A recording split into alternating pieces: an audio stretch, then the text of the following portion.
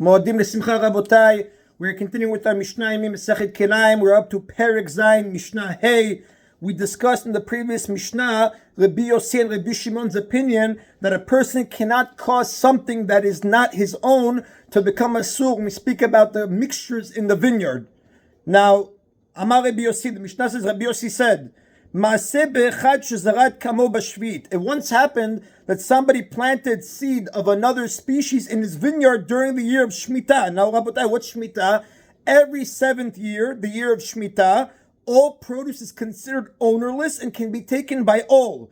Therefore, the produce is not considered to be the produce of the owner of the field. So the Mishnah's case basically comes out to be similar to the case that Rabbi Yossi and Rabbi Shimon spoke about in the previous Mishnah, where someone planted his grapes in his neighbor's field of grain. So again, it once happened that someone planted seed of another species in his vineyard during Shemitah, which is not really considered his vineyard. And this incident came before Rabbi Akiva. And Rabbi Akiva said, a person cannot cause something that is not his to become asur, and therefore the produce is not prohibited, because again we said the field is like it's not considered his own, it's ownerless, and therefore you see a support to Rabbi Yossi and Rabbi Shimon's opinion. But again, like we said in yesterday's Mishnah, the Rab does tell us that Halakha does not follow Rabbi Yossi, Rabbi Shimon, or Rabbi Akiva. The Halakha follows the first view in yesterday's Mishnah, that it does cause the grain that grow to become asur as a Kilayim of the vineyard, and he has to pay for the grain since he was the one that caused the loss to his friend. That is then Rabotai Mishnah Hey. Mishnah Vav again is going to continue with this topic, this principle that a person cannot prohibit something that is not his. The Mishnah here discusses another case of a person who creates a possible situation of Kilayim in another person's property. If a robber planted seeds in a vineyard that he stole from its owner, and the vineyard left the robber's possession, meaning it was returned to the owner with produce now growing in it, as seeds of another species and the grapes of the vineyard. The Mishnah says the owner has to harvest the produce even during Chol HaMoed. We know, Rabotai, we actually are in Chol HaMoed right now when we're recording this Mishnah. Many types of different labor, including harvesting, are forbidden to do during Chol HaMoed, which is again the days that are between the first holiday of Sukkot and the last holiday of Sukkot, and the first holiday of Pesach and the last holiday of Pesach. However, in this case, the Miposhim explained that you're allowed to harvest the produce on Chol HaMoed because we do not want it to appear as if the person is maintaining Kilayim. That is how the Rav explains it in the first explanation. Now, Rabotai, as a general rule, we know land cannot be removed from the possession of its original owner, and it legally remains the owner's property even after it's stolen. This is different from movable property, metaltanim, which under certain situations can be considered the property of the robber, which means he would have to return the value of the stolen object instead of the object itself.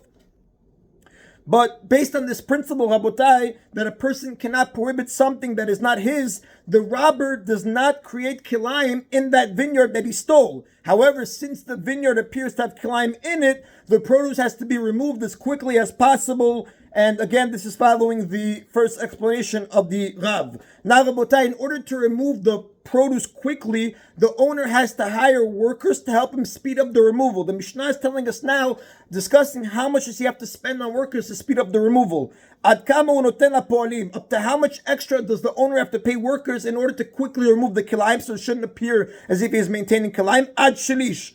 So the Mishnah says up to an additional 1/3 above what it normally costs. So let's say, for example, it's 1/3 more than what the amount that workers would generally charge. So say, for example, if the going rate of work is 3 zuz per day, and the owner cannot find workers for less than 4 zuz per day, he must pay that price. That's how the Rab explains it in his first explanation. However, the Mishnah says if he cannot find workers unless he pays more than this, meaning following the previous example, he can only find workers that cost more than 4 zuz per day. The Mishnah says he harvests it himself at his normal pace and continues until he completes the job. He doesn't have to pay for workers in this case, even though it will delay the removal of the Kilayim until after the Moed. And the Mefarshim point out, the Rambam's commentary, if after the Moed the owner will be able to find workers now for the usual rate for up to 1/3 more of that amount, then he becomes again obligated to hire them at that time so that he could speed up the removal of the Kilayim.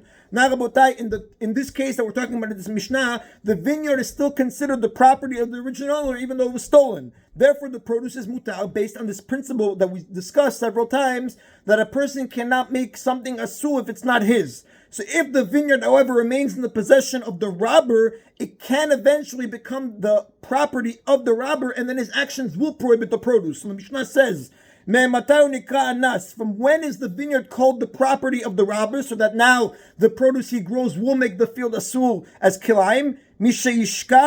The Mishnah says Mishishka, and the Mefarshim explain to us from when the identity of the original owner is forgotten. Meaning, when people no longer call it the owner's vineyard and instead they refer to it as being the robber's, at that point the field is considered to be the robber's field, and by planting or allowing Kilayim to grow there, the produce will now become prohibited. Again, this is all following the opinion of Rabbi Yossi, Rabbi Shimon, and Rabbi Akiva, that somebody cannot make something prohibitive if it's not his. Like we said, that is not the halacha. The halacha follows the original opinion that he can make something prohibited even if it's not his. That is the end of today's Mishnah. Rabotai, Baruch Adonai Le'olam, Amen v'Amen.